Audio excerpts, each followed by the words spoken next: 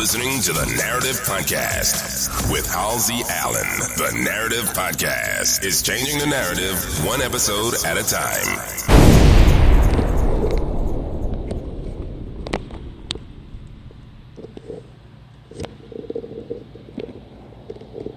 What up, what up, what up?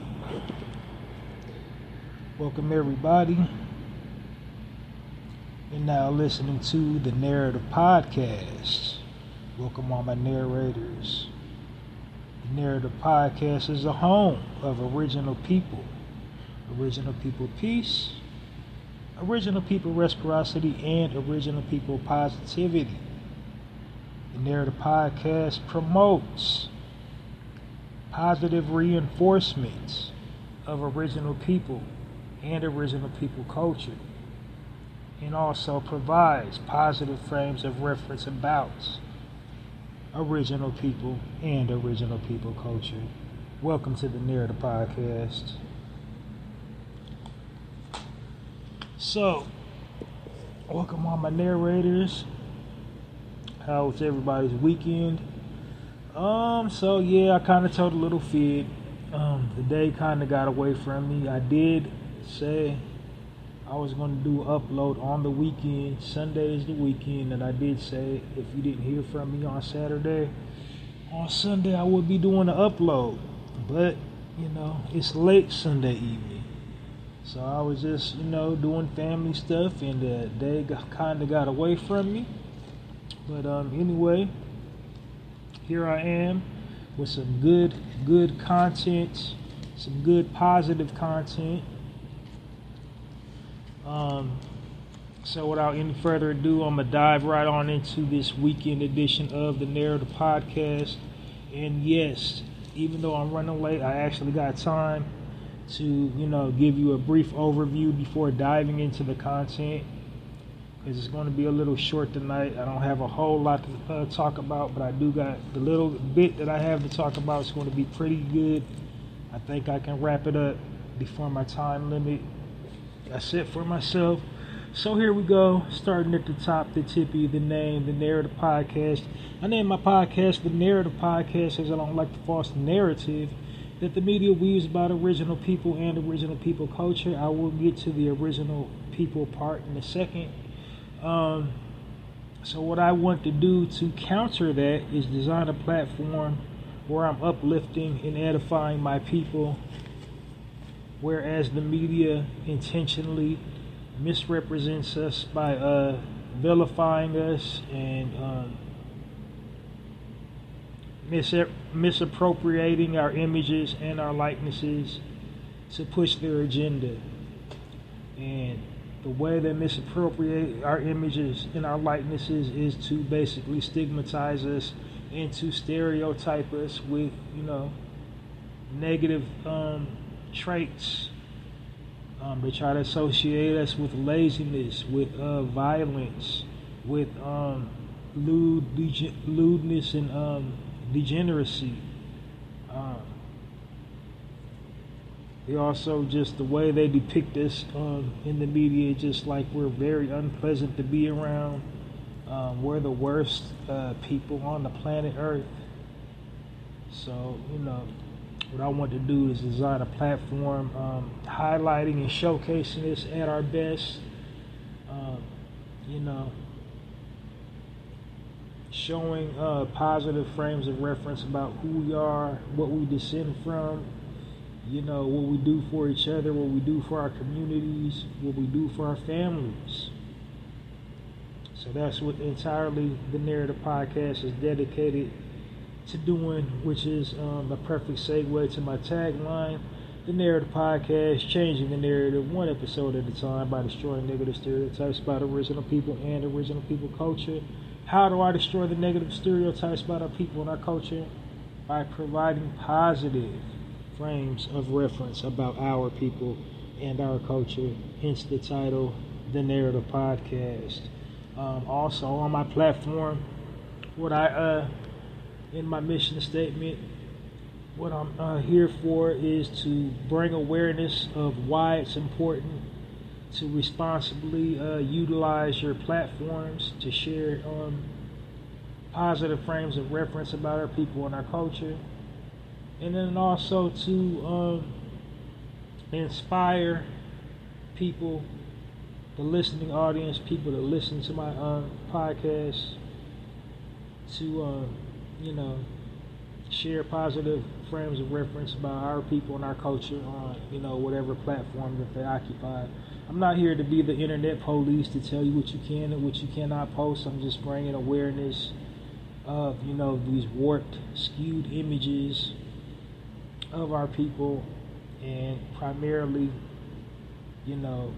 why we have all this negativity in our communities, because they put out these false narratives, these false images of our people and our culture. So essentially it's up to all of us to change the narrative by posting positive content whenever possible, because all the media puts out is negative content and give us and people outside of our culture negative frames of reference about our people and our culture. So that's what I'm trying to do here essentially with my platform. Next thing you need to be aware of on this platform, I refer to my listening audience as my narrators, and I call people my narrators just kind of it's really just kind of a nod to the times we're living in. We're living in the digital information age, and we all share content online. We all create content online, and when we're doing so, whatever digital space you occupy, the goal of sharing information is to basically put out positive frames of reference. Every social media platform, every digital media platform has a brief bio about the content creator, and anybody that has a digital platform, their goal is to basically put out the best representation of themselves as possible. So when you're uploading content, whether you're a content creator or just somebody online like Facebook or Instagram or X or whatever, you're trying to put out imagery of your best life. You're living your best life. You're going having fun. That's the pictures that you post. Oh, I got a new outfit. Oh, we're about to go here. We're about to do this. We're about to go here. We're about to do this.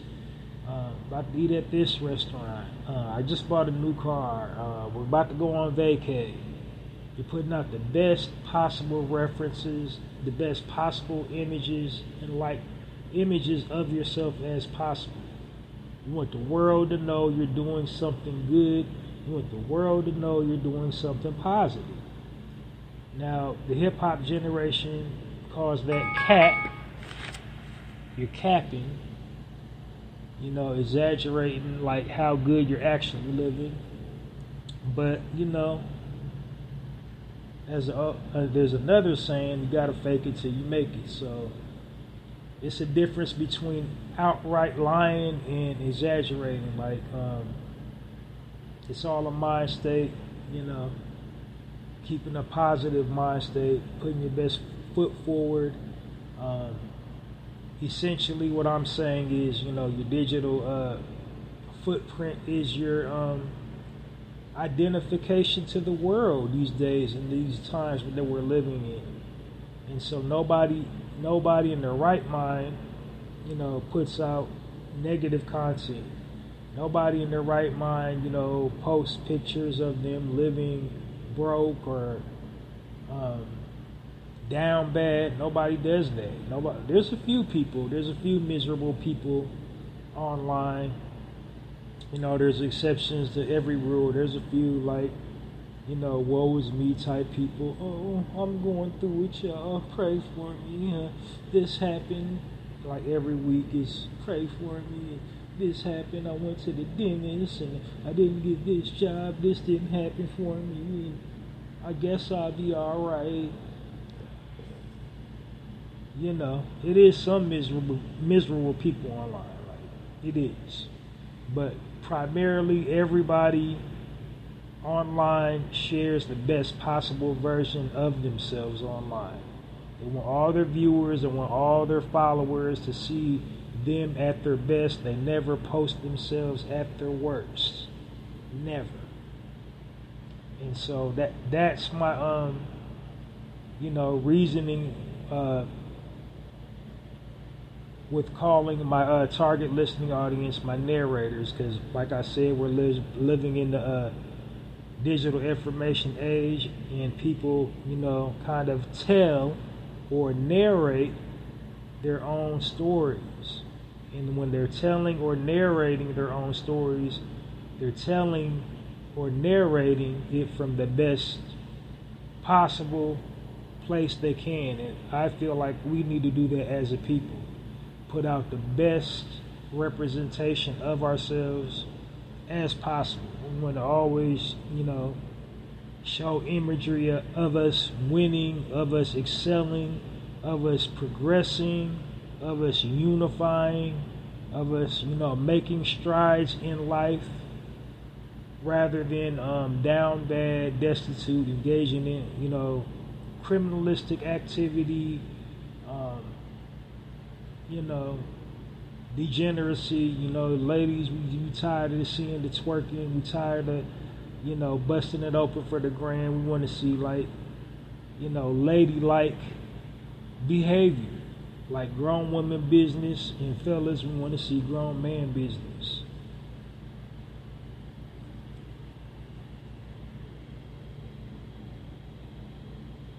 We tired of fellas. We tired of y'all posting profile pics with the weapon, with the AK, with the 9, with the Glock, table full of drugs. We tired of that.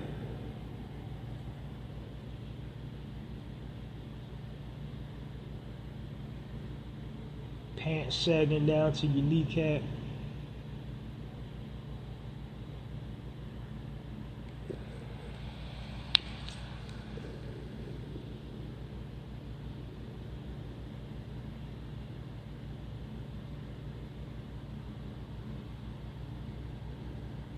But anyway, so that's why I call my target listening audience my narrators. And that's just what I mean, just telling or narrating our own stories. Because if history has taught us anything, it's taught us this. If you don't tell your own story, your story will be told for you. And that's precisely what the powers that shouldn't be are doing, is telling our story. And the story that they're telling about our people and our culture is a negative one from a skewed, warped perception. So it's up to us to bring it back in focus by telling or narrating our own stories. Next order of business, the Narrator podcast is a positive space. I don't engage in gossip, any negativity. I don't promote slander. I don't promote name calling and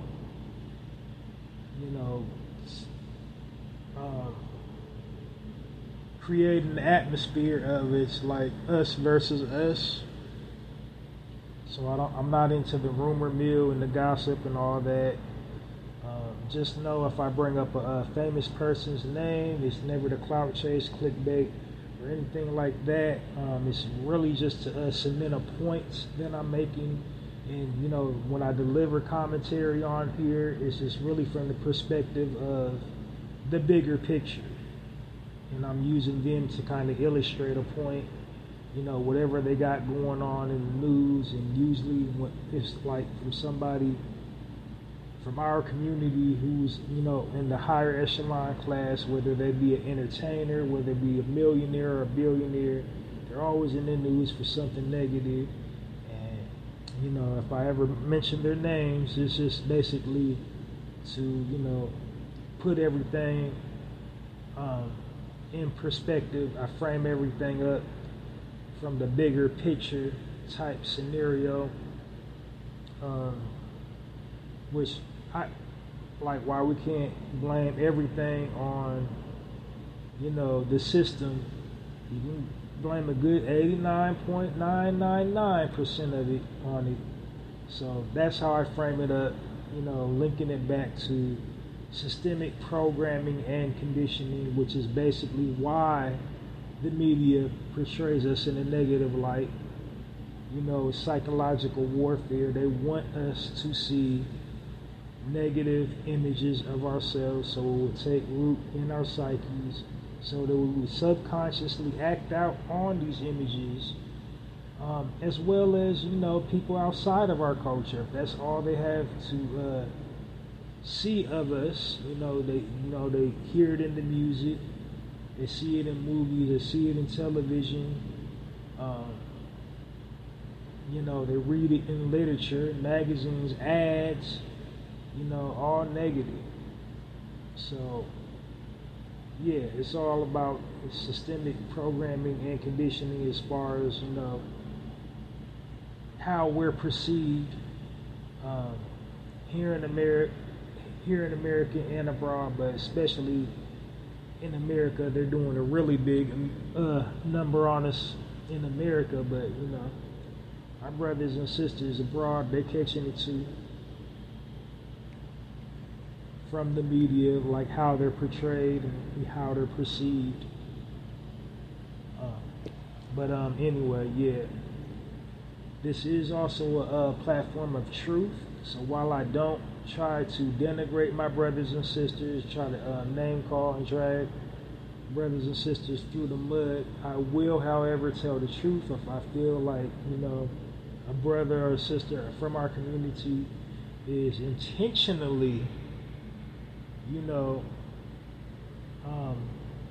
trying to play up negative stereotypes and stigmas for the bag, like intentionally just doing some low down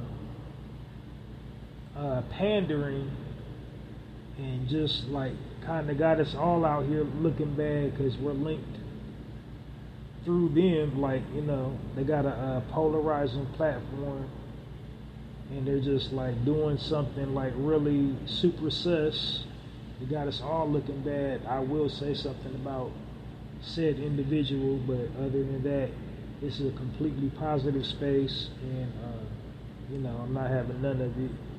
I don't promote none of it, and I feel like we as a people, we should not engage in it, because like I said, the powers that shouldn't be kind of run the media. They have a horrible, wicked agenda, but at the end of the day, it's a business, and the first rule of business is supply and demand. So right now, as it stands, our people are the face of all things degenerate, and we help fuel that energy by industry. Pardon me. We help fuel that industry by partaking in it, by regurgitating it online, by liking it and sharing it and laughing at it. So, the machine, they keep on cranking out more degeneracy. They keep on cranking out more horrible movies. They keep on cranking out more horrible television shows. They keep on cranking out more fiascos like the BET Awards, and like all these like low vibrational, low energy shows that's supposed to be, entertaining, are ended up being, just a glorified platform in which to mock us as a people. So they're not trying to build us up, they're not trying to uplift us and edify us.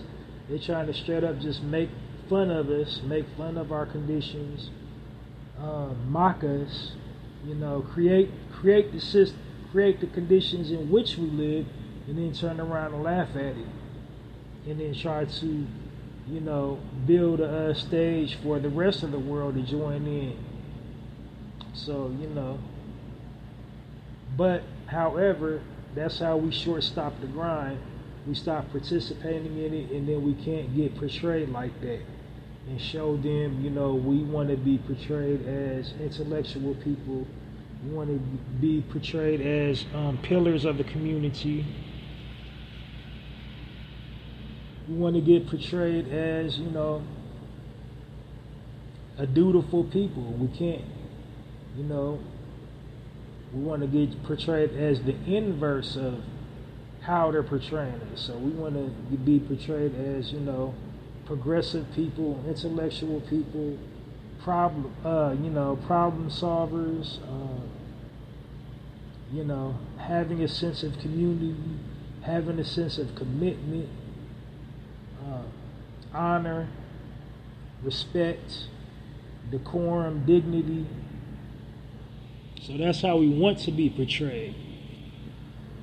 And when we start showing them that, they'll quit, creating all these, crappy television shows and quit, creating all these stereotypical people, these stereotypical characters to represent our people. And they'll just, that's one way to stop it. I mean, at the end of the day, you can't change a made-up mind. If that's how they perceive us, that's how they perceive us. But, while we cannot control how they perceive us, we can control the content we, as content creators, are posting online. So that's what I mean when I call my target listening audience my narrators, and that's what I mean, with my mission statement, just to point out there is an agenda to, besmirch our reputations and,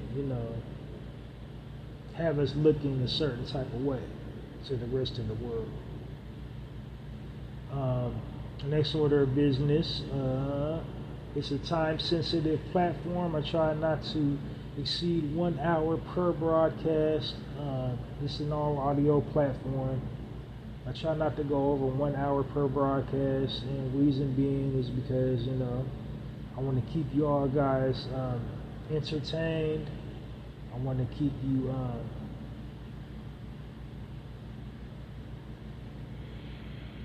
attentive, and then also, I want to keep you interested. So, I can't do that if I'm just droning on and on and on, boring you to sleep. So the best way to, keep you attentive with the content is basically to keep it short, keep it sweet, to the point,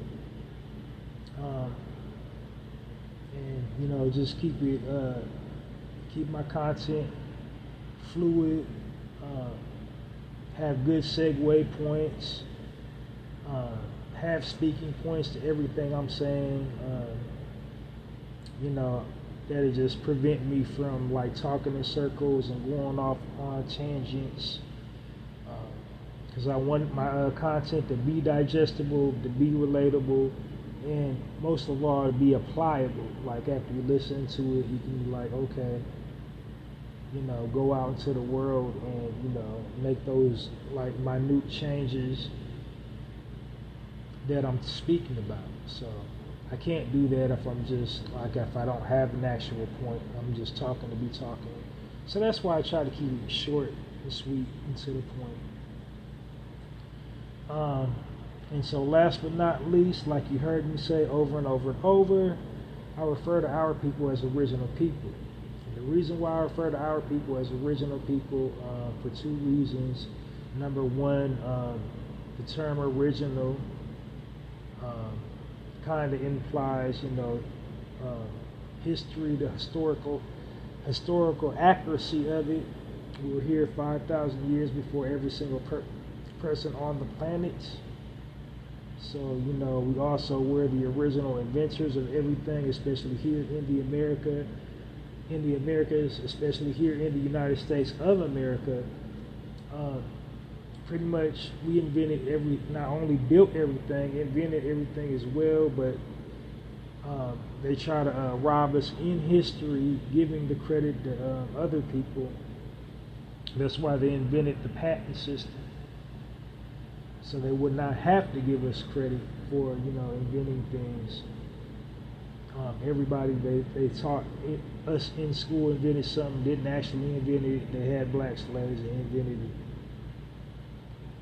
But moreover, I refer to our people as original people here on this platform to just kind of denote the historical accuracy behind that sentiment. We were here 5,000 years first.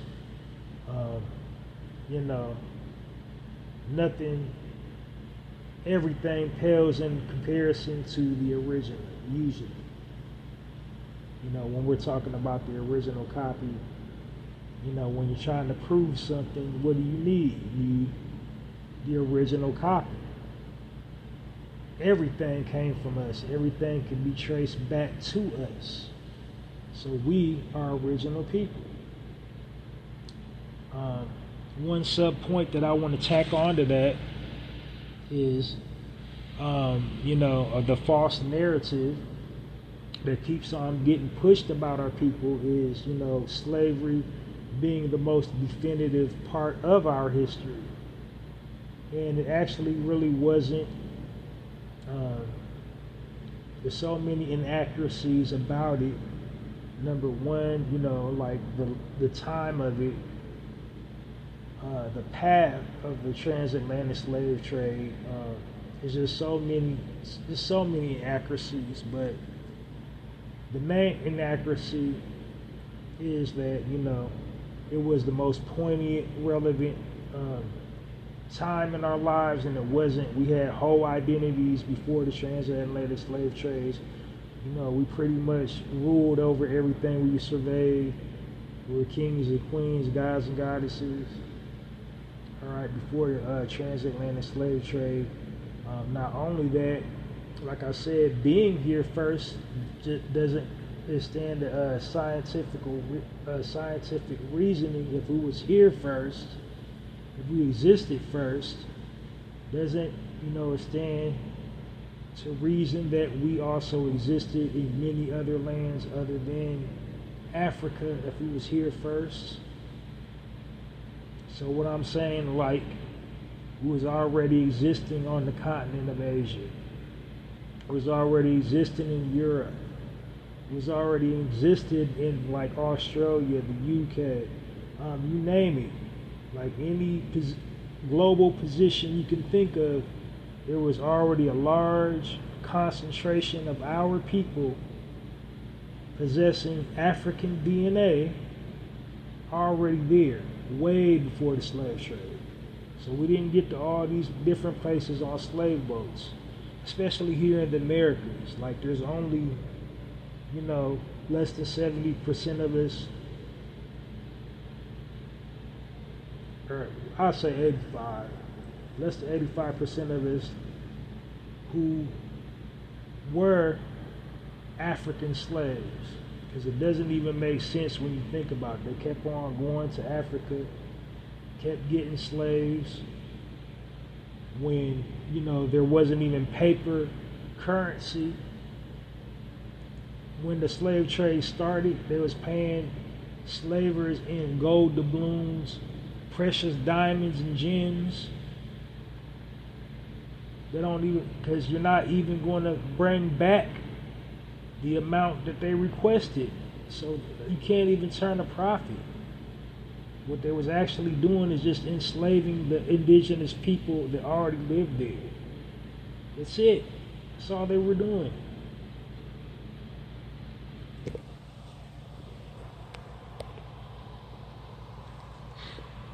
But the second reason why I refer to our people as original people is an attempt to unify us as a people, because as I said before, there's so many different types of us hailing from so many different land masses, having so many different beliefs and value systems.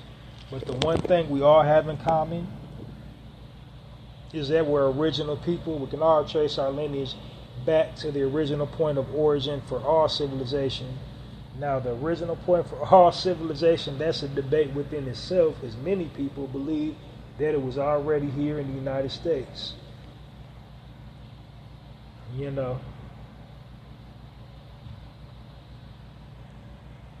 But I'm not the platform for the debate, but I'm just saying, that's the reason why I refer to our people as original people. We all possess the same DNA. We all have large concentrations of carbon, aka melanin. We all have an unspoken bond. We can all relate to each other no matter where we're at in the world. We all have, nuances within our culture. Just something, we don't even have to say it. We can look at an object and we just know what that means. And, we're just all vibrating on the same frequency. Don't know each other from a hole in the ground, but can look at each other and tell each other's story.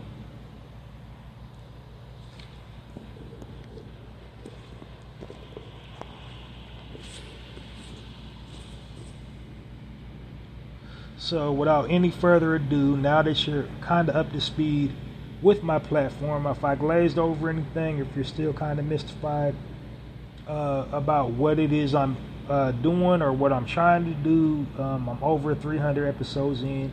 You can download this episode and all previously recorded episodes of the Narrator podcast, wherever you get your podcast information from. But now diving right on into the content on this weekend edition of the Narrative podcast.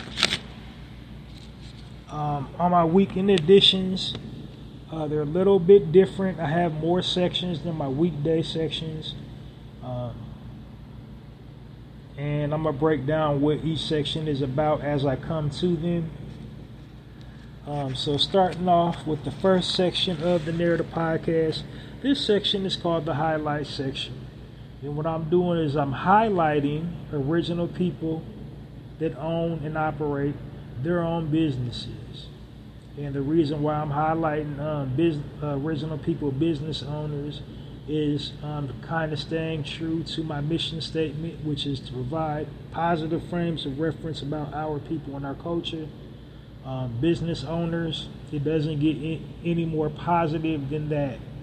And the reason why I'm highlighting business owners is because we don't have many frames of references within our community about business owners. We have the limited frames of references that we have of business owners usually come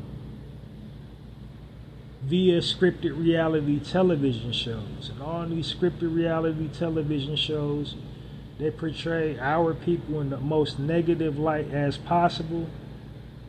They usually show them, fighting, getting in physical fights with each other, usually overindulging in, drugs or alcohol on camera, some type of degenerate, lewd, crude activity. That's how the producers of that show always do that to our people. They show them just being really overly loud, overly boisterous, always arguing, can't solve their conflict without, yelling at each other or cussing each other out, have them behaving like they never, nobody attempted to raise them. That's how we're portrayed in these scripted reality television shows. But the problem with that is most of the people from our community on these scripted reality television shows are entrepreneurs.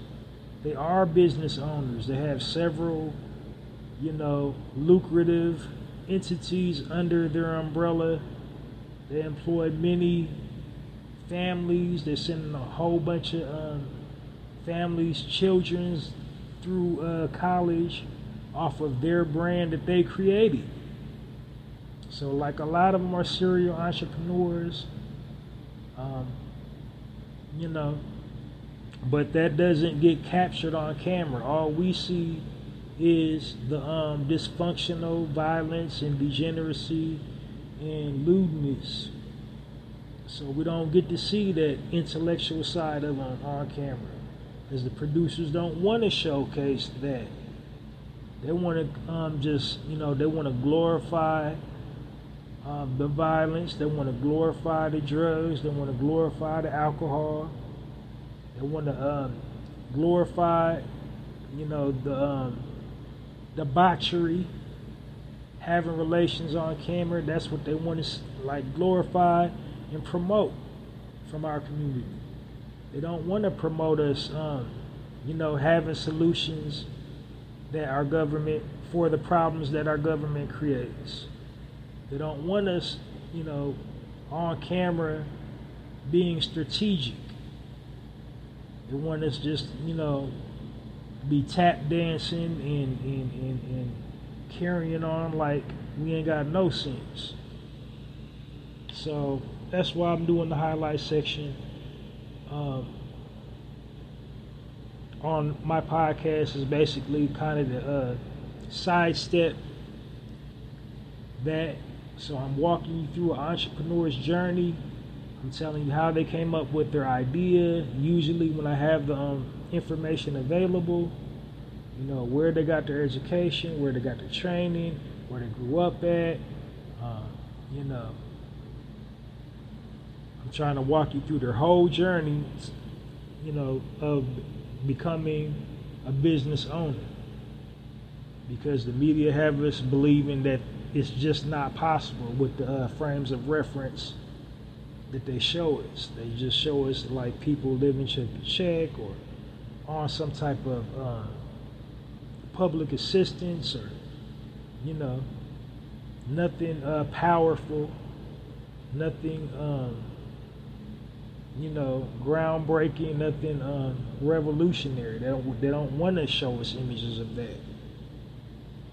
So this is why I'm doing the highlight section on my podcast, just to show you the trek of an entrepreneur, everything that goes along with it, how they grew up.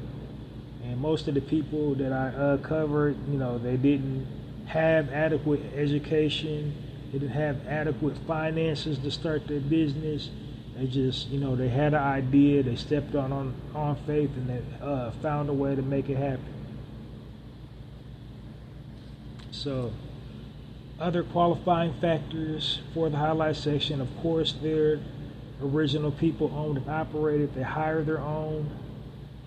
They train their own. They hire their own. They do some type of philanthropy for the community. They give back to the community that they're rooted in. They either pay into a nonprofit organization or have their very own nonprofit organization, or do something, that helps the community. And then last but not least, they align up with my theme, and my theme is, nationally observed days and holidays. So with that having said, we're on to the highlight section. I usually have a plethora of businesses to highlight. Today I'm just going with two. And the reason why I'm going with two is because I've kind of did this, this topic before. It was a while ago, National Ice Cream Day. But it turns out the month of July is National Ice Cream Month. So it's not like ice cream all this month. And there's not many days of this month left, so so have said all that to say, I've like a lot of original people owned and operated businesses that specialize in selling ice cream. I did most of them for National Ice Cream Day, but this is National Ice Cream Month. And I'll be highlighting businesses that specialize in selling ice cream.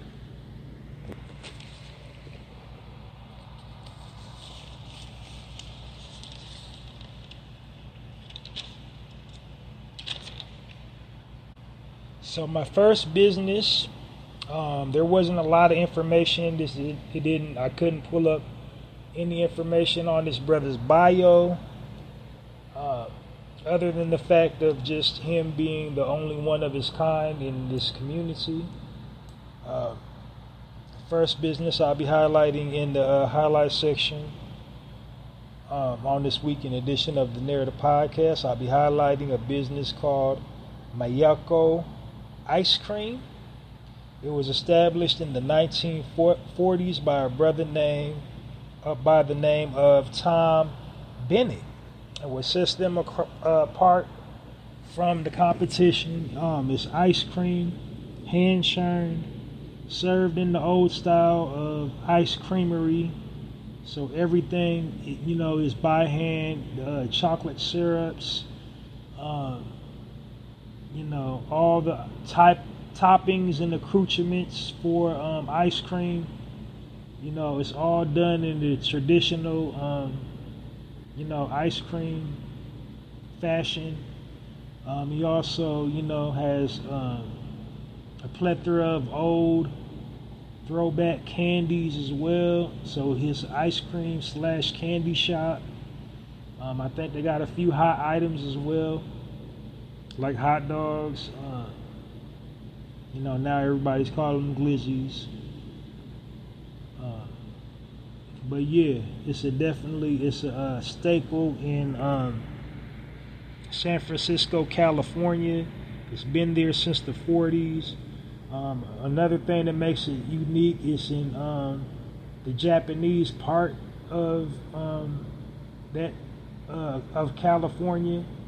Like a lot of Asians, it's a hub, in the Asian community. To be the one black-owned business in the Asian community, it's layers of what that means. Because it's usually like them in our neighborhood. I mean, essentially it was our neighborhood before gentrification, before the neighborhood got gentrified. But, over time it became the hub for immigrants that migrated from different parts of Asia, like Japan, China, Korea, so on and so forth. But his business has stood the test of time, and he only named it Miyako to kind of accommodate the growing populace of Asians. So it's a part of Asian culture as well as a part of our culture, because it's one of the last black-owned businesses in that area of San Francisco. So that's why I chose to highlight his story, to showcase that wherewithal, to showcase we can stand the test of time being business owners. Also to showcase we can be the lender, not the borrower, because they need a service from him. You don't need service from me.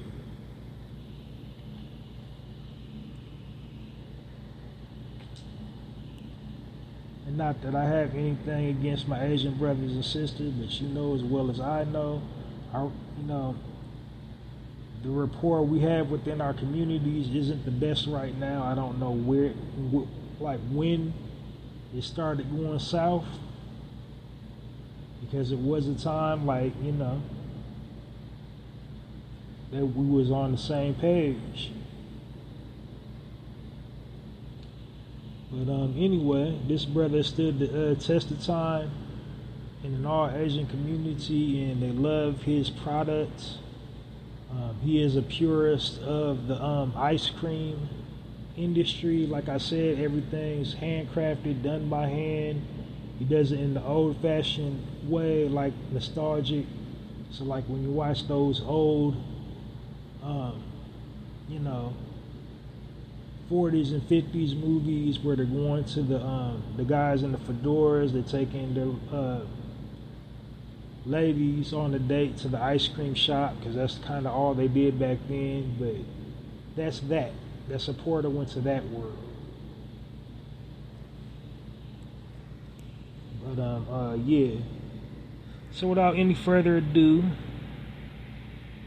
I want to give our brother, Mr. Tom Bennett, a Warm Narrative Podcast round of applause for his establishment, Miyako Ice Cream, located in Fresno, California. Oh, wait a minute. I forgot to give you the address. So if you're ever in Fresno, California, visit Miyako.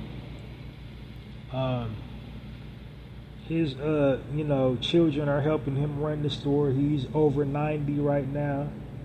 So, go see him while you're able to see him at 1470 Fillmore Street, San Francisco, California. And call them at 941. Pardon me, look at this.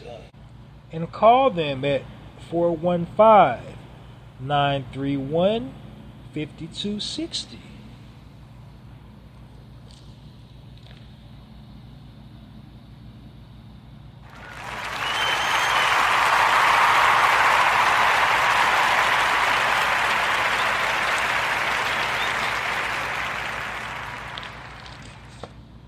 Alright, this one is a super quick one. It's called Hood Ice Cream.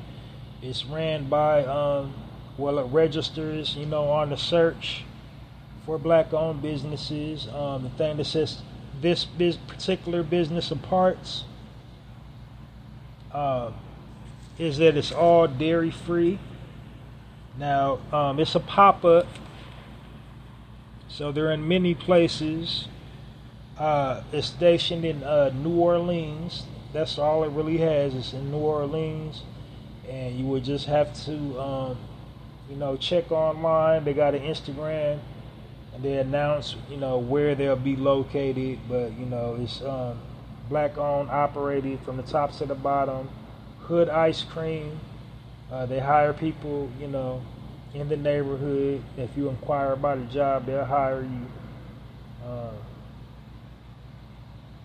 That's what they're giving back to the community. The way they're giving back to the community is hiring their own.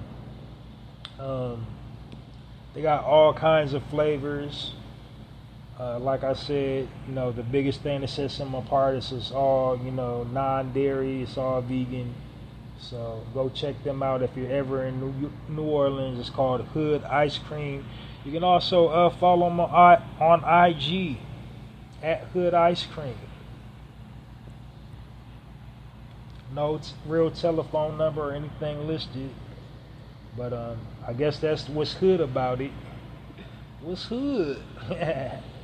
But anyway, join me in giving Hood Ice Cream a warm narrative podcast round of applause.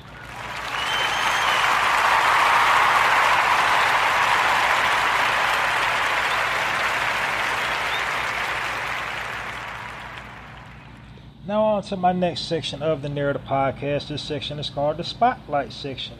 In this section, what I'm doing is I'm spotlighting prominent figures within our community that uplift and edify our community in a positive way. It used to be reserved for people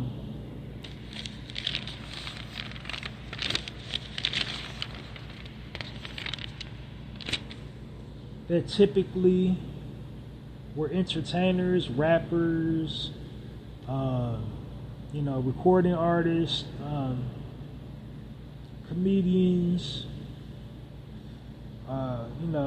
public figures, TikTokers, YouTubers. But since as of late, I have opted just to spotlight normal people. And the reason why I opted to spotlight normal people is to, break that stigma that all our people know how to do is entertain. So I just want to, start spotlighting, normal people within our community, just doing great things for our community and impacting our community in a positive way. So, yeah. But not for nothing, your brother, Halsey Allen, Narrator Podcast, created the wave for Spotlight. Because before I added the Spotlight section to my podcast, the Narrator Podcast, nobody was spotlighting anybody. And And now all of a sudden everybody's spotlighted. You know, every time they have a guest on the YouTube channel, today we'll be spotlighting, you know, a segment, a special segment, something today on the spotlight for whatever show. And, you know, nobody would spotlight me, nobody. And that kind of makes me feel good. It makes me feel appreciated, even though my numbers aren't reflective of it. I know who messes with my platform and who don't, because, you know, the internet makes the world small. There's all kind of people, you know, it's just too coincidental. They incorporate a portion of my content into their content, my nuances, like what I say, you know, my subject matter, like what I said. And not only what I say, how I say it, my little speaking tics I have and nuances, speaking nuances that I have. So, you know, that's how I know I'm making an impact in what I'm doing. And as the old saying goes, you know, imitation is the best form of flattery. So many people spotlighting all kinds of like super famous people tuning in on a regular basis, like leaving a trail of breadcrumbs that, you know, they're listening to my platform.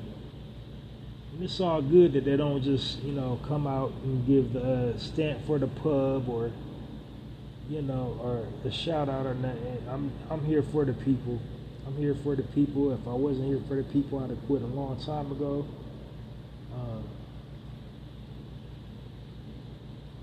But you know, it's still kind of exciting to know that I'm being that impactful on an all audio platform. Like, you can't even see my face, but my message is getting received, and people are acting out on it and realizing, you know, let's use our platforms to say something nice about a brother or sister instead of dragging them through the mud. Instead of calling them names and denigrating them, let's like build each other up and, you know, celebrate each other instead of tearing each other down. You know, that's what I'm doing with the Spotlight section here on the Narrator podcast, and encouraging people to, you know, give credit where credit's due, and you know, acknowledge people who are making notable changes for our people and within our community, and you know, and just proving that we can you know, celebrate each other and not always have to be in competition, and not always have to, you know, be engaging in something messy online all the time. But anyway,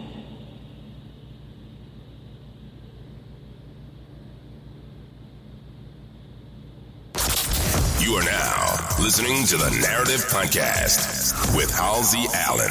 The Narrative Podcast is changing the narrative one episode at a time. In a real way. So, anyway, without any further ado, this week, Spotlight goes to none other than a Miss Ashley Robinson. And Ashley Robinson is on the Spotlight for being the principal at a nonprofit, or the institution called the Blue Institute. And what this is a strategy, a corporate like strategy training academy to give, you know, it says children, underserved community.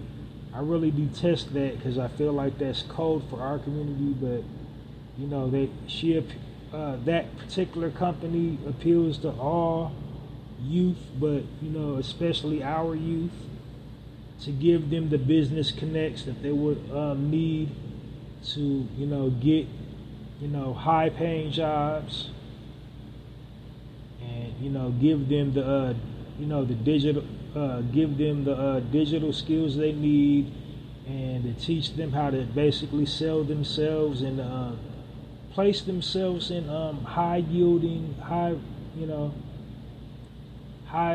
paid grade type jobs or positions, or if you don't want to do the 9 to 5, she also got options to help the youth start their own like non-profit organizations, and how to get the sponsorship to do other things. So that's what the Blue Institute is about. If you want to know more about it, you can follow them on Instagram at the Blue Institute, and you can get a deeper insight to what that company does. But trust me when I say it's next level and revolutionary for our people, as far as like equipping them with the knowledge to access a different tax bracket, and give them a more clear path to financial wealth, and kind of close that wealth gap. So that's why she's getting the spotlight in the spotlight section today on the Narrator Podcast Weekend Edition. So let's give a warm Narrator Podcast round of applause for our sister Ashley Robinson of Blue Institute.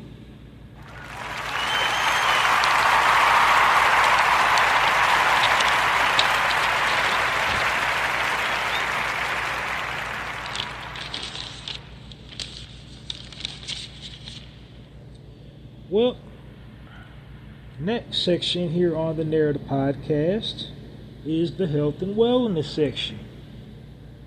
And this section is just how it sounds. It's about health and wellness. I'm giving health and wellness tips. So, you can be in total body wellness. For our people, can be in total body wellness. Being in the sound mind, body, and spirit. Because Ripley's Believe It or Not, our people are being attacked, mentally, physically, and spiritually.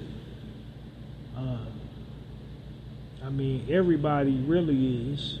They're putting all kinds of harmful things in the air, all kinds of harmful things in the food, all kinds of harmful things in our water. And then we already know what they're doing with the media. They're psychologically programming and conditioning us with the news, the internet, and all forms of media. Just suggesting things to our subconscious, negative things at that. And then, of course, there's some dark spiritual things happening around us. Now, like I said, it adversely affects everybody, but it's specifically geared towards us because there is an inherent agenda to get rid of our people. And whether you want to believe it or not, it really is, We got like over 400 years of receipts to prove it.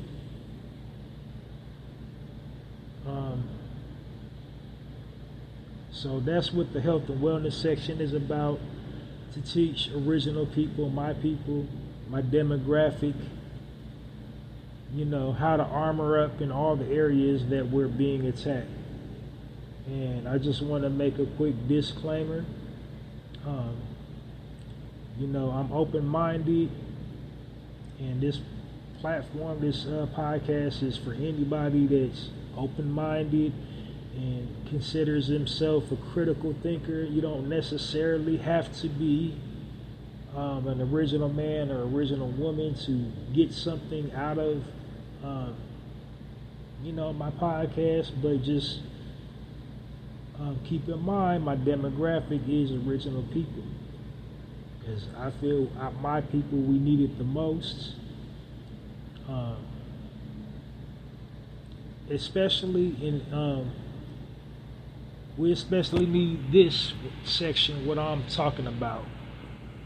And one thing I just absolutely cannot stand with religion and some spiritual practices is like this we are all one concept. Because, you know, whatever you call yourself believing in, God, Jesus, Allah, whatever spiritual discipline you follow, you know we're not all one. We all connect to whatever we call the higher power in a different way. We were all created, you know, variety is a spice of life. We were all created differently for a reason. You know, we all have a different physiology. We all have a different genetic makeup. We all have a different internal constitution. We all have different physical, spiritual, and mental needs, you know, to our respective cultures. It's just like we're just all culturally different, and that's just what it is. We're different. We're not all one. So anybody says, you know, we're all one, we're all God's creatures, and that's just the biggest load of crap ever, because you can see the differences from community in community. For instance, like Christianity, there's different denominations of Christianity, and then there's cultural differences within that. Because you go to a black church and then you go to a white church and you observe, and then you tell me we're all one. You go to a mosque, you go to an Orthodox Muslim mosque, you go to a FOI temple or NOI temple, and tell me we're all one.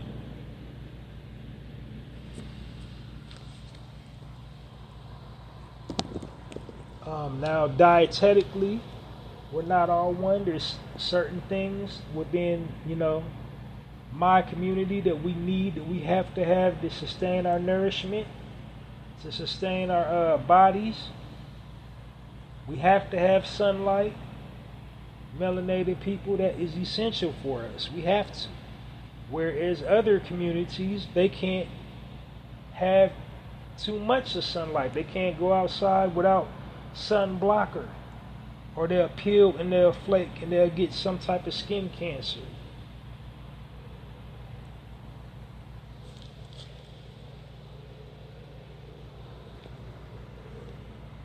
So we're all different. So this is, you know, what this these health and wellness tips are for my people. And, you know, it is what it is. Like, I'm not trying to exclude anybody, but I just feel my people, you know, like I said, we're under attack the most, mentally, physically, and spiritually. We're just, you know, we have different needs. So I'm supplying that need, giving tips to help my people armor up in all the areas that we're being attacked. So, like, on the physical side of it, what you would typically hear from me is, like, you know,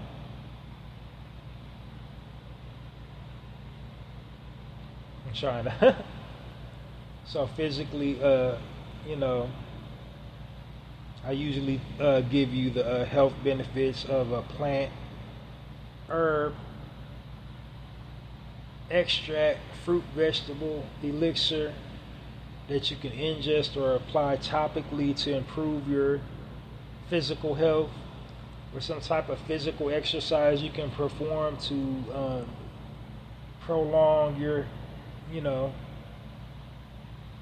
sustain and prolong your physical health. Or, you know, some type of then on the mental side of it, you know, being in sound mind and body, keep particularly your mind, as you know, being an original people, we have different emotional triggers. We got different things that we're different stressors. So we have different things. The weight of the world taxes our minds differently. So we need to learn how to condition our minds to navigate through all the madness. So we need to be aware of our emotional triggers. We need to know how to manage our emotions. We need to do things to help our brains grow, to have healthy brain functions. So those will be my mental tips for my people.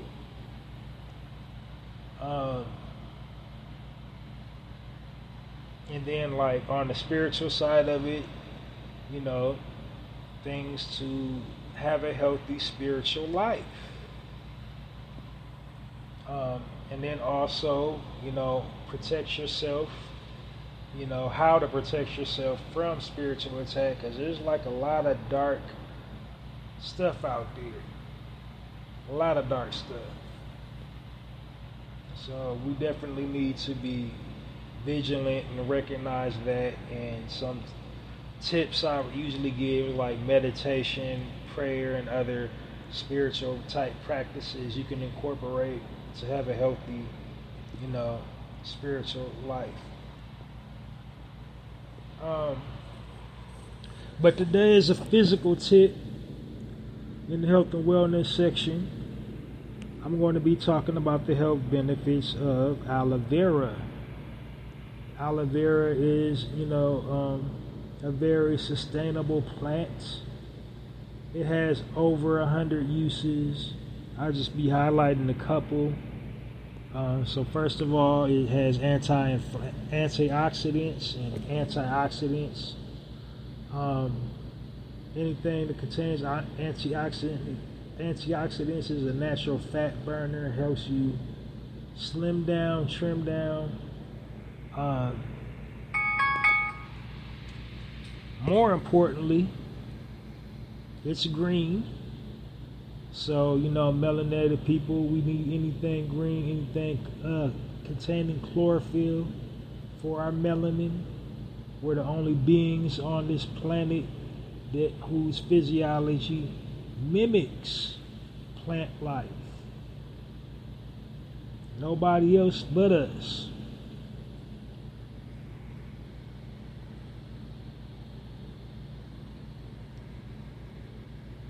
It's antibacterial, antiviral. So anytime you're getting sick, you can chew on some aloe vera, get you some fresh aloe vera juice. Now what you want to do is you want to steer clear and just pay attention and read, because the only thing aloe vera juice should have in it, the only ingredient aloe vera should have in it for any reason is aloe vera. And there's a whole lot of aloe vera drink out there. They have all these chemicals, chloride, magnesium. The only thing true aloe vera juice should have in it is aloe vera. And it's very easy to grow. You can buy your own aloe vera. The plant is super sustainable, indoor plant. You don't even have to own a house to access aloe vera. It's good for your gut health. It keeps you nice and regular. Helps you unclog the pipes if you're bound up. Keeps you, keeps everything flowing like it's supposed to be. And this I didn't know is it helps ground out radiation. So that's a health benefit for people that's not melanated. You really would want to rub a little aloe vera on your skin, but ingesting it for the anti-radiation properties, that'll help you ground out the heavy metals. We're often, we're exposed to UV and RMI. That'll help with that. It'll help ground out all that radiation that you're exposed to on a daily basis.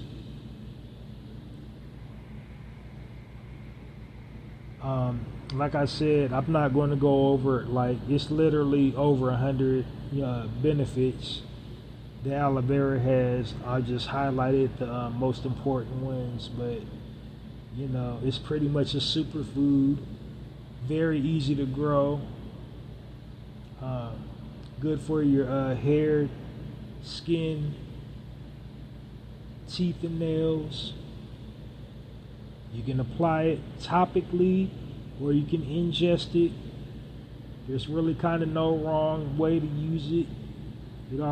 It's also makes a good cleaning product as well. It also, like, if you're a tinkerer, you like fixing stuff, it's good for like lubrication, kind of like a replacement for the WD-40, a natural one.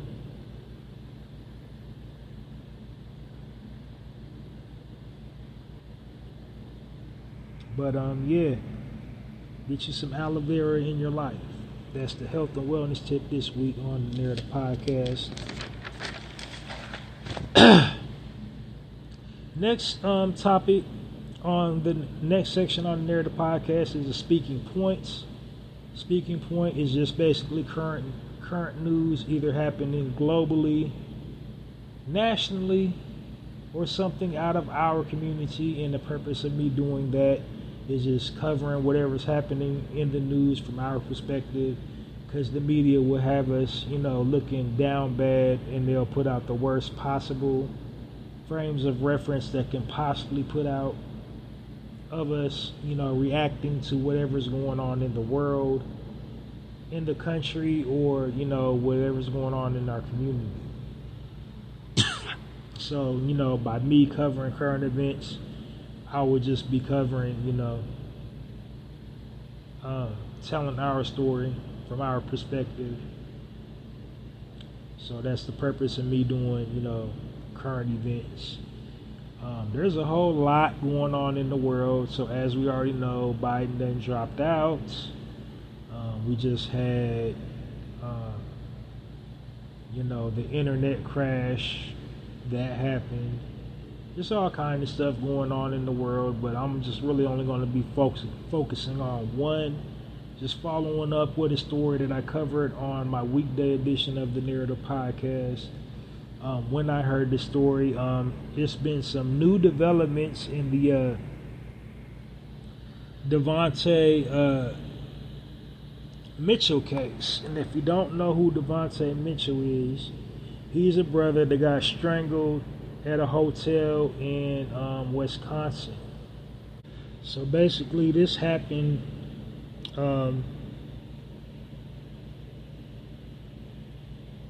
I said Wisconsin, my bad, it was Milwaukee.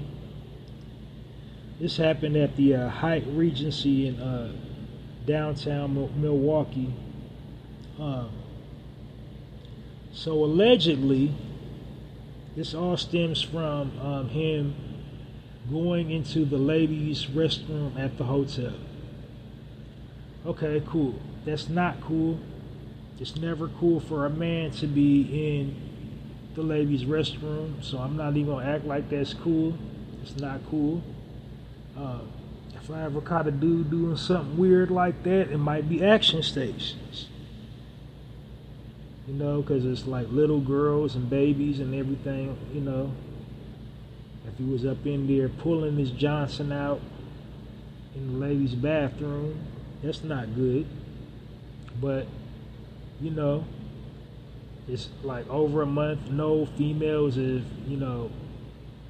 come to say, he was in the ladies' bathroom. So it's an allegation. That's why you got to say allegedly, because we don't know that to be true. There was no video footage has surfaced of him exiting the ladies' restroom or being, escorted out by hotel staff from, the ladies' restroom. There's also been no audio, no walkie-talkie chatter surfacing saying, hey, there's a guy in the ladies' room. So I don't know. I don't know what if any truth to him being in the ladies' room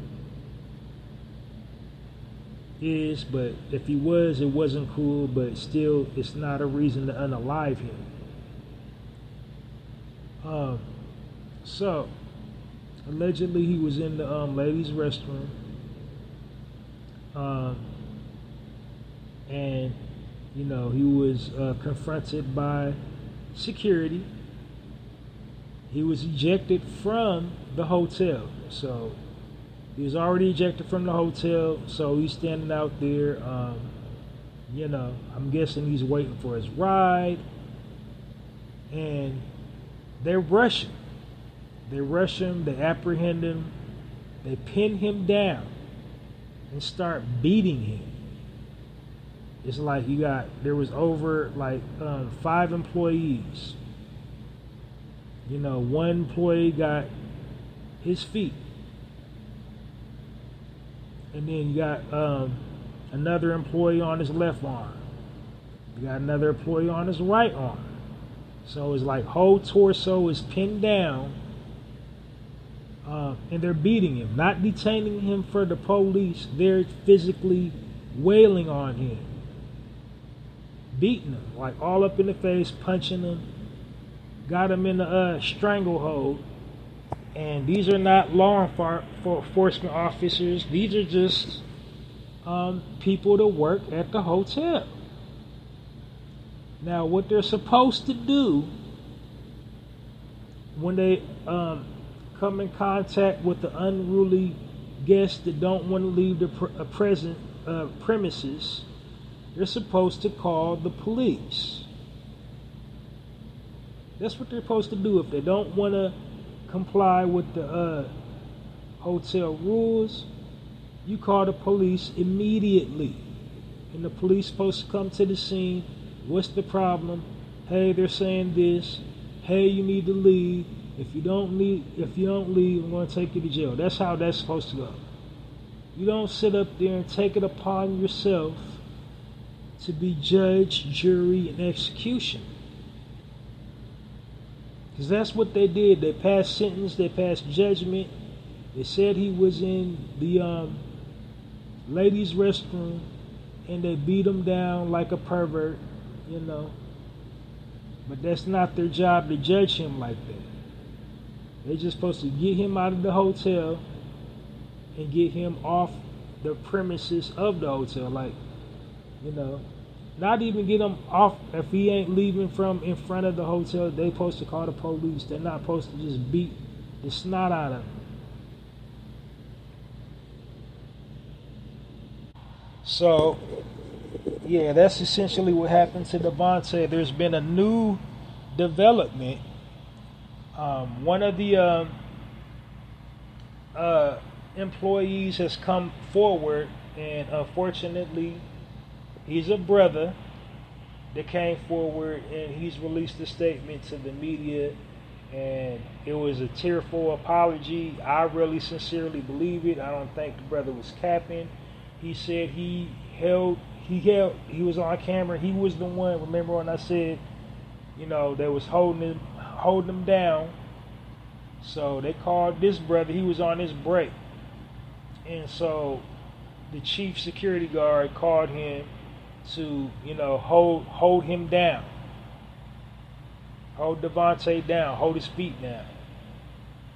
And then the other ones was on, you know, his arms, and then there was a couple just beating him in the face and punching him in the stomach while he was pinned down, like, you know, it was almost like, you know, Eric Garner all over again, but that was punching him instead of choking him.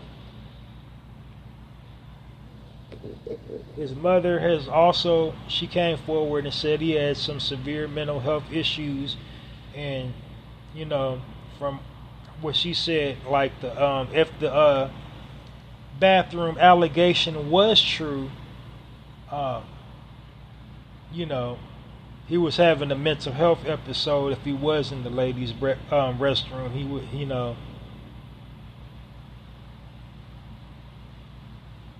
So it's just like, damn, our people, we can't have mental health issues ever. Like when something ain't right, it can't never be a mental health episode. People don't approach us with compassion. Like, what's going on? What's the day? Can I help you? Are you taking some medicine? Did you have your medicine today? We can't ever get that sympathy. But every time we see it online, all the time, every time a white person bugged out, oh, they was having a mental health episode. There was a young lady on line, you know, she having a mental health episode. She walking through a crowd saying N-word, hard R. You know, she just walking through town calling everybody, you know, even people that wasn't black, calling them, just like going down the block yelling N-word. During the pandemic, they had a lady in Target. She said, I hate all N-words. If I didn't think I would go to jail, I would kill every last N-word, hard R. You know? That's a mental health episode. Nobody said nothing. Mental health episode. They chalked it up. Mental health episode. You know, they detained her, and she's like, you know, let me go. I promise I'll leave. I promise I'll leave. You let me go. But you know, she didn't get unalive after they apprehended her. She left intact with her dignity and her life and what was left of her dignity. Now, I'm going to play something for you because I can't remember the guy's name. I don't own the rights to this, but I want you to hear it straight out the horse's mouth. Are investigating the death of a black man who was pinned to the ground outside a Hyatt Regency last month. A video captures the moment 43-year-old Devontae Mitchell is held down on the hotel's driveway by 4 security guards. I want to warn you, the footage that we are about to show is disturbing, and we should note that CBS News cannot independently confirm the source of this video. It appears to show the guards hitting Mitchell in the head while he said, quote, "This is what happens when you go into the ladies' room." It all happened after Milwaukee police say that he caused a disturbance, fought with security, and then he was escorted outside. In a separate video taken by another bystander, you can see first responders surrounding Mitchell. When they arrived, Mitchell was no one wants to find themselves taking. You want to shoot video of your loved ones, of your pets, not something like this. Extremely traumatic. How are you doing right now? How are you feeling? I'm still a little numb. I still question myself. Dealing with it. Yeah. Give me a sense of what happened that day. What made you decide to come over to the hotel? What made you decide to pull out your phone? So, I was over at the dorm visiting my son who does music, and he needed some cleaning supplies, so I was walking to Walgreens, and when I came out the dorm, I heard the screaming. When you said you heard screaming, what were you hearing? Like, please, please. I heard him screaming from the hotel. Right. So you walk up, and what's the first thing you think about the scene that you're witnessing? Well, initially, I was speaking with the witnesses that were outside, and they were telling me that this guy ran into the women's bathroom, and the security caught him, and that's what was going on. But I heard the sounds of him being hit, and as I approached, this young lady started filming, and I watched as the security officer struck him with a flashlight or some object, and we stopped him from striking him, but they never got off of him. So you run over because you can hear Devontae screaming. You can hear the confrontation. And are you there the entire time until the paramedics come? I was there until they removed the body. At some point, do you recall when you no longer heard screaming? Maybe 4 minutes after I arrived. And I was there 7 to 10 minutes before the police came. Now, I want to stress that this is still under investigation. We don't know what the disturbance was that the security... All right, that was the eyewitness statement. A guy filming. I wanted to play the actual employee, so I got that now. A now fired bellhop telling us he was forced to restrain Devontae Mitchell by a manager. Mitchell's death is now gaining national attention as many believe it mirrors the death of George Floyd back in 2020. Bria Jones joins us here in studio with an interview you will only see on Fox 6. Ben Seth, this worker, says he was fired just 2 days ago after only 3 months on the job as a bellman. He says he learned while watching Fox 6 he could soon be criminally charged in a situation he says he was forced to participate in by management and security. I never saw nobody die in front of me. Herbert Williamson is living with regret. I can't eat, I can't sleep. Here he is in graphic cell phone video obtained by Fox 6, restraining 43-year-old Devontae Mitchell, who died after an altercation with hotel security at the Hyatt Regency. Now he fears he could be one of 4 people to face a felony murder charge in Mitchell's death. I'm destroyed inside. This man did not have to lose his life. Williamson was working as a bellhop at the hotel when he says he and a front desk associate were pulled into the incident on June 30th by a manager. I saw all this commotion going on, and the security guard was wrestling with the customer. He says he was told Mitchell had locked himself in the women's bathroom. He says 2 security officers captured in the video escalated the situation, one going overboard. He was striking Mr. Mitchell in the head with a baton. He said, "Get back on him, get back on him." So I got back on him, but I didn't want to. I was in fear that I was going to lose my job. What do you say to those people who say you had an opportunity to get up and to stop this entire situation from escalating?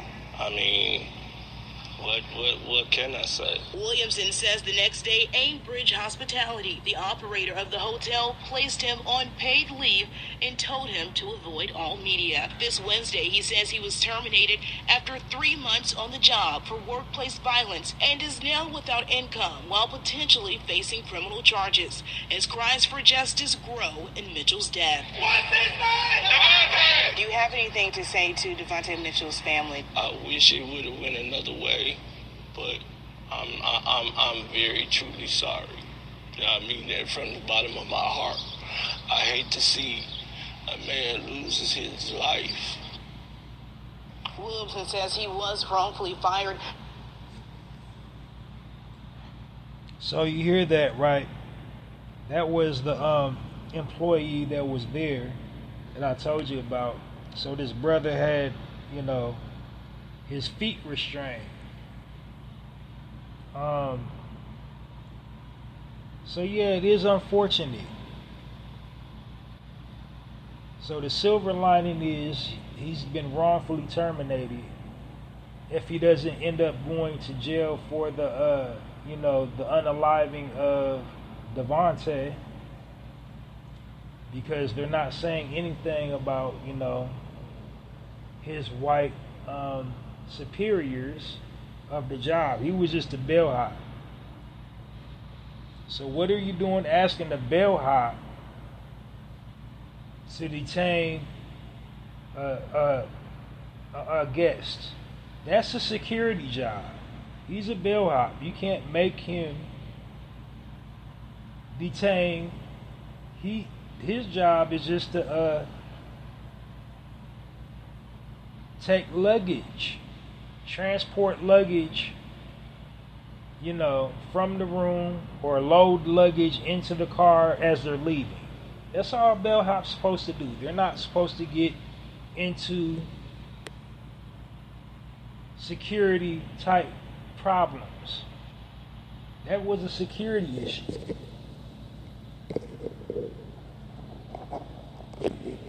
And that absolutely lines up with wrongful termination. It absolutely lines up with, whistleblowing. The employer can't make you do something illegal or unethical. I mean, they can, but, if they make you do something illegal or unethical and threaten to fire you,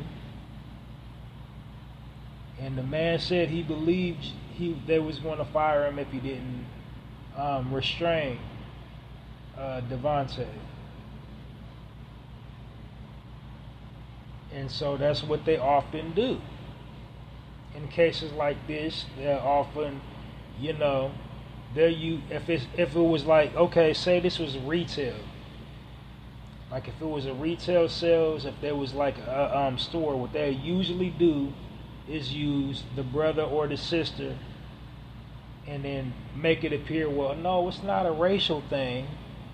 Like they might be way in the back room, in the folding room, in the dressing room, but they suspect a black person is in the store stealing, and then they'll go like have another, black sales associate to kind of run interference to kind of like negate racism. If they wanted to claim racism, there was racially profiling me in the store and thought I was going to steal something. They usually have just a black person go out and tell the brother or the sister in the store, well, you gotta leave or whatever, or whoop-de-whoop-de-whoop. So what I'm saying is like businesses will often use us to deflect the racism. So you see like, oh, it's not racist. A black guy was pinning them down. He was in the ladies' bathroom, and so race had nothing to do with it. They'll do stuff like that to negate, what they were trying to do, which was like really hassle him because he was black. So again, it's all an allegation. There hasn't been any actual video footage surface of Devontae in the ladies' restroom nor leaving the ladies' restroom. That's just them saying he was in the ladies' restroom, and and no statements have surfaced saying the security guards was responding to a call of a man in the ladies' restroom at their hotel.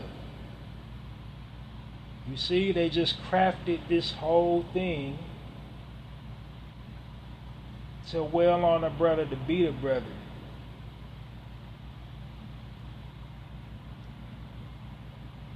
So it's bad business on all sides, and unfortunately the witness, who was there, the brother that was working there, he's probably, if anybody's going to get the blame, somehow he's going to get the time. If there's any jail time to be handed out of this, somehow he's going to get looped in. The only way he won't is if the family goes up to bat for him. That'll be the only way he won't get dragged into it, is if the family goes up to bat for him. Because I believe, I listened to it. I let y'all listen to it. I believe the brother was sincere. I didn't think he, thought it was going to swing like that. But, that's also, it comes a certain time, though. Pardon my language, you got to put your balls on the table, because these employers, they don't care nothing about you.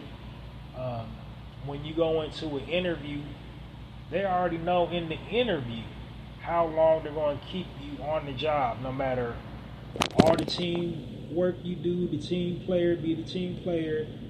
When they get ready to get rid of you, it don't matter. So, I'm not saying don't try to excel at work and don't try to always bring your A game, but at the end of the day, these employers, they don't care. It's a faceless corporation. When it's time to trim the fat, you're probably going to be the piece of the fat anyway. So, why knock yourself out in that scenario? No, he should not have done that. No, we should have not restrained him. He's a bellhop. What are you doing asking a bellhop to do a security job?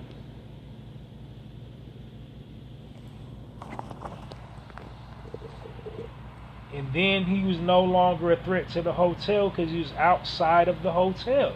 You've ejected him from the hotel. You told him to leave.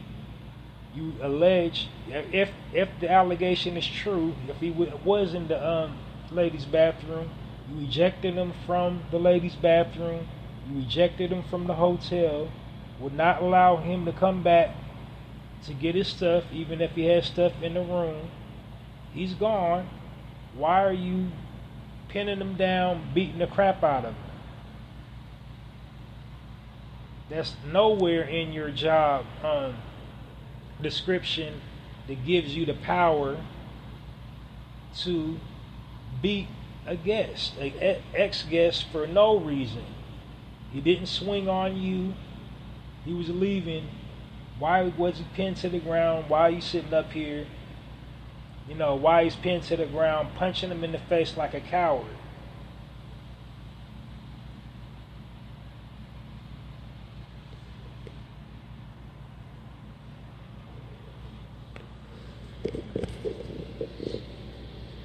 So,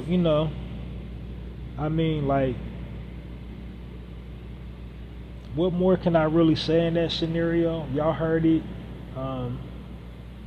Sometimes you just gotta call a spade. We know what it is. And it's not never gonna get no better till we start getting our own hotels. Cause these air quotes, luxury brand, anything, these luxury brand hotels, these high-end retail associate places, they don't want us. They keep showing us. They don't want our patronage. We're under this spell that we think just because we earning, six figures, just because we are millionaires, just because we can afford, these big exotic hotels, that exemplifies us from that type of treatment. They didn't want him in the hotel anyway. So had it not been the ladies' room, it probably would have been, ejected. Are you staying here, sir? And, matter of fact, who was that? I think it was about 5-6 months ago, Mark Curry got surrounded by hotel security. And he was on the road on a comedy gig, and they surrounded him and ejected him out of a hotel he was staying in. So, money does not make you exempt from that type of treatment. And the only way to combat it is to have our own, and us, it is what it is.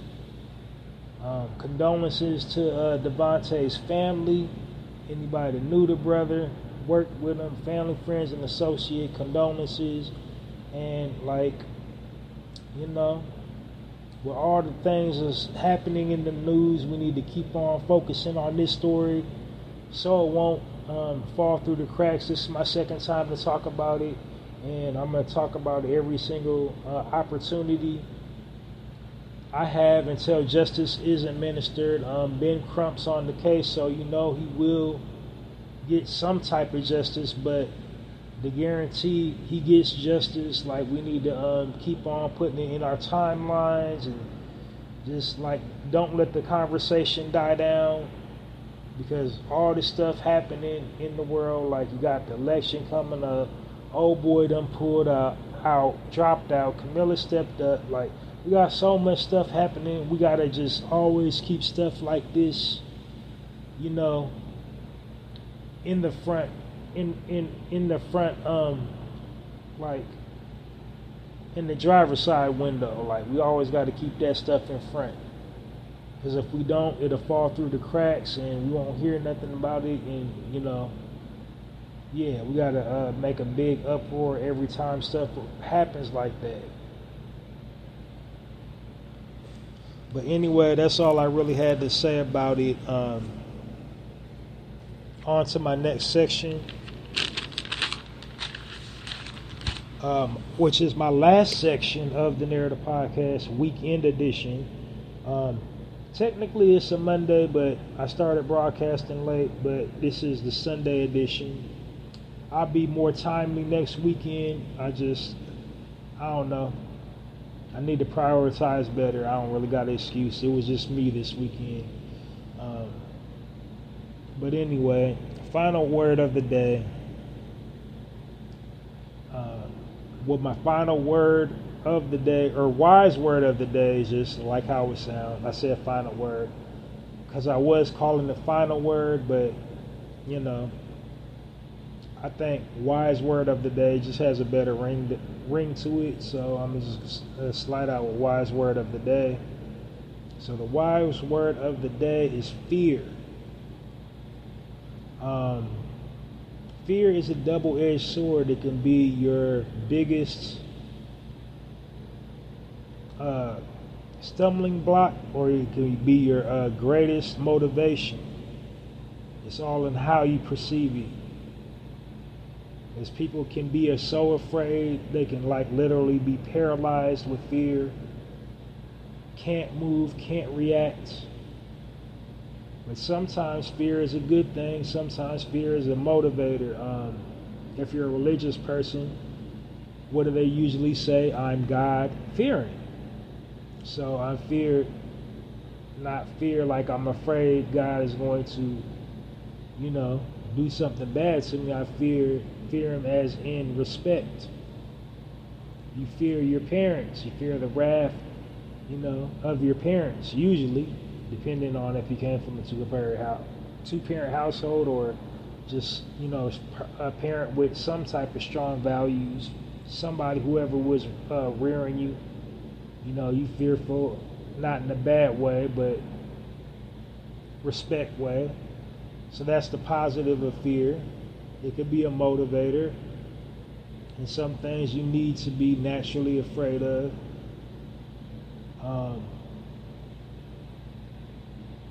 People often fear failure, so they won't even try because they're afraid to fail. So that's on the negative perspective of fear. But one thing about fear is you never have to be fearful of admitting you're afraid. And that's something us men tend to, you know, grapple with the hardest, because we have to suppress all our emotions. We can't admit anything. We can't admit we're fearful. We can't admit we're sad. We can't admit we're depressed. We have to, whatever happens, we just have to man up, suck it up. But, you know, you have to acknowledge your fear, is what I'm saying. You have to acknowledge your fear. You have to acknowledge it's there. You know, can't ever be afraid to say you're afraid. And I think when we don't acknowledge fear, that's when we tend to get in the most trouble. Because everybody got something that kind of keeps them up at night, something deep down in the pit of their stomach, something that sends chills up, you know, the back of their neck every time they think about it. We all get anxious about something. We all got something that, you know, that we're not all right with. But whatever it is that we're fearful of, we got to acknowledge the fear and then confront it head on and get over it. But if you never acknowledge it to begin with, you're already on the path of destruction. So final wise word of the day: fear. Acknowledge your fear. Confront your fear.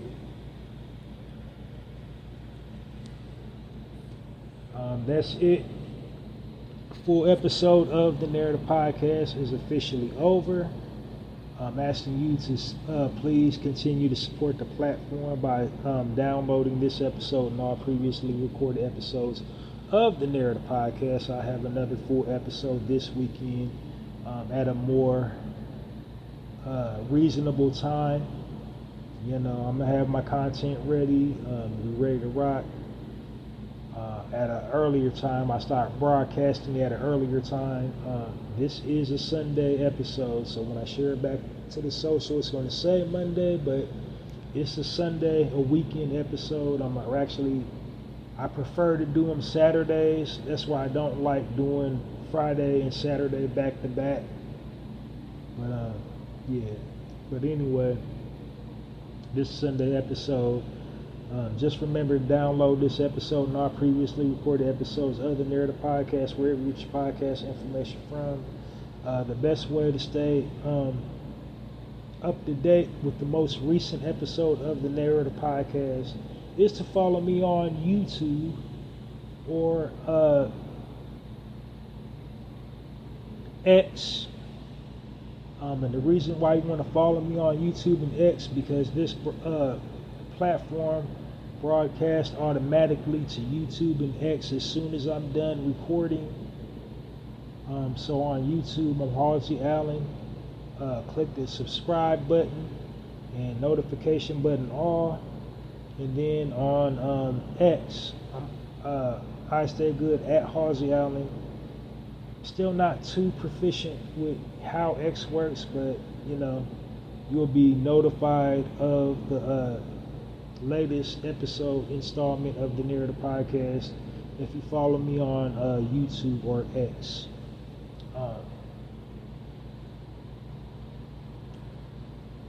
The best place to download episodes of the Narrative Podcast will be X. You will see the whole menu selection. You'll see the download button. You'll see that little heart-shaped like button. You'll see the share button, and then you'll see the little comment box. You can leave a comment, you can share the link, but whatever you do out of all those options, please click the download button, the little arrow pointing down when you follow me on X. Click the link.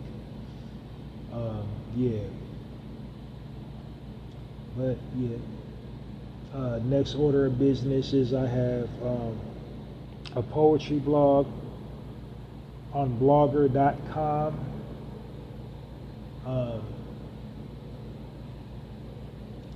It's a very unique poems featured on that blog. What makes them stand out is like I spontaneously wrote every single poem on that blog. I didn't contemplate on anything. I didn't contemplate on the content of the piece that I wrote. Pieces I wrote, pardon me. I didn't contemplate on what I was going to title each piece. It was just completely spontaneous, completely off the cuff.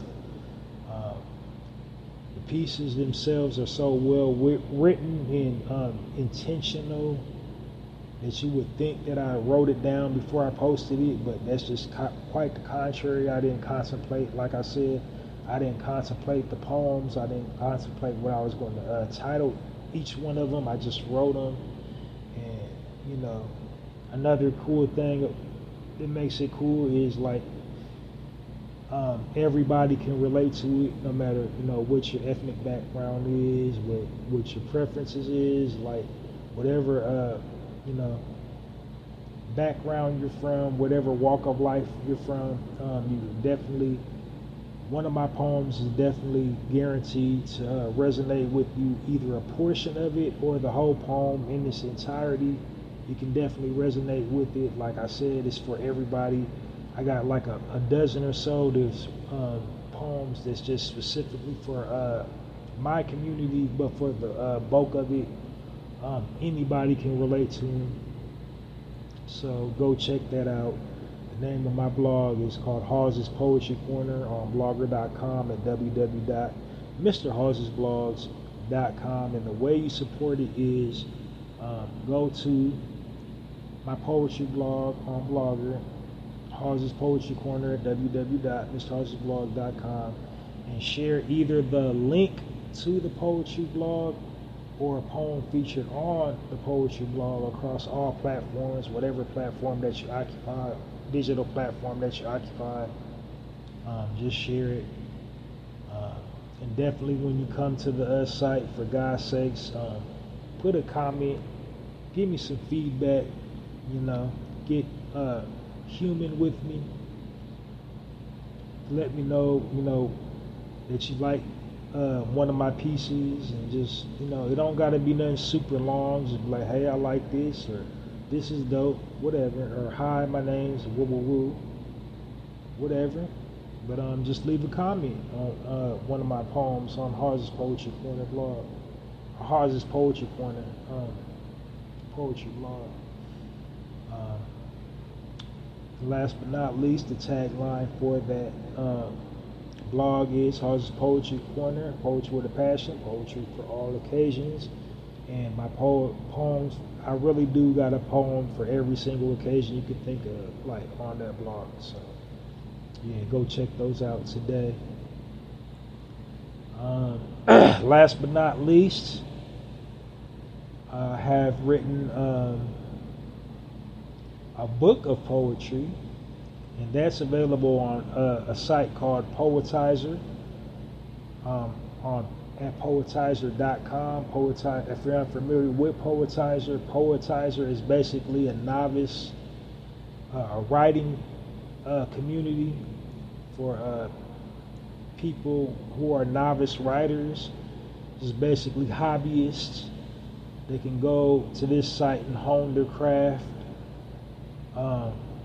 It accommodates all writing genres, but especially it specializes with poets, people that like to write poetry, because it's in the name, Poetizer. But they accommodate all genres of writing. Novels, people that like to write novels, people that like to write short stories, even essays, journal writing is welcomed. And what they have is a feature which will allow people in that community to turn their work into an actual book.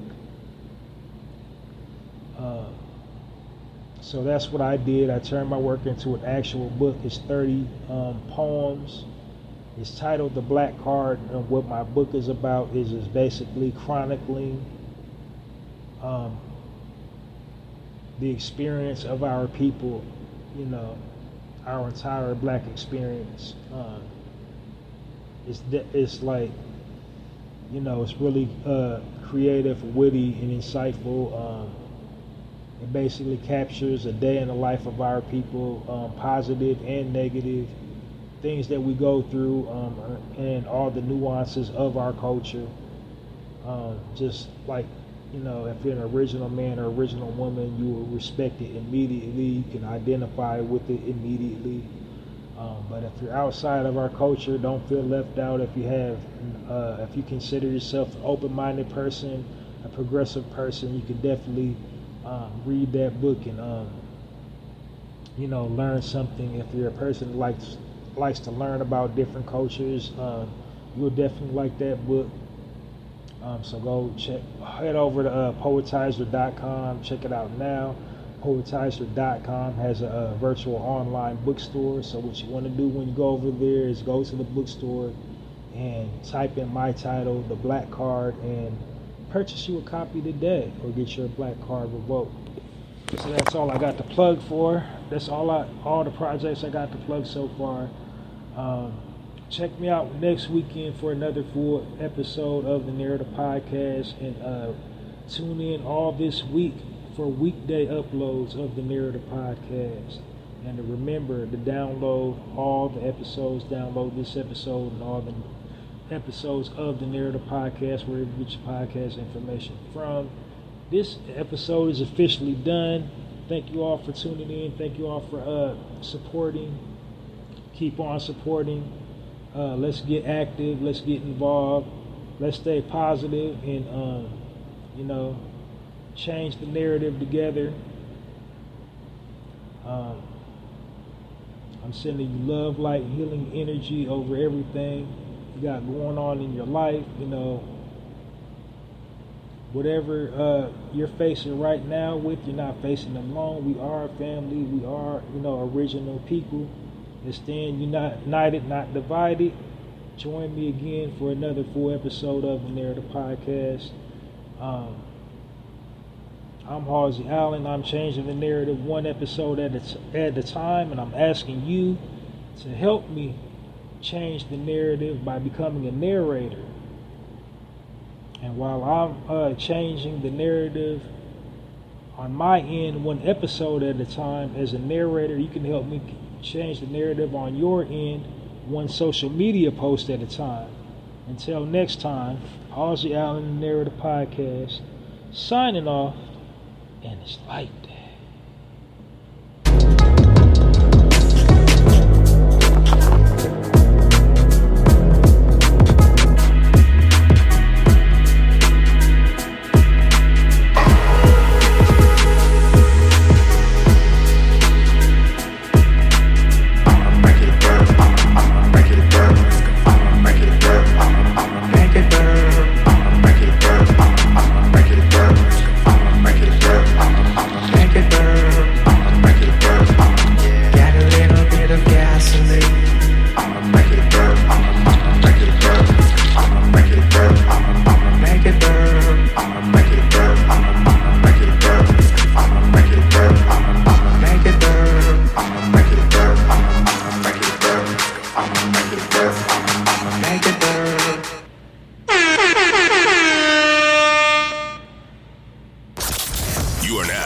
Listening to the Narrative Podcast with Halsey Allen.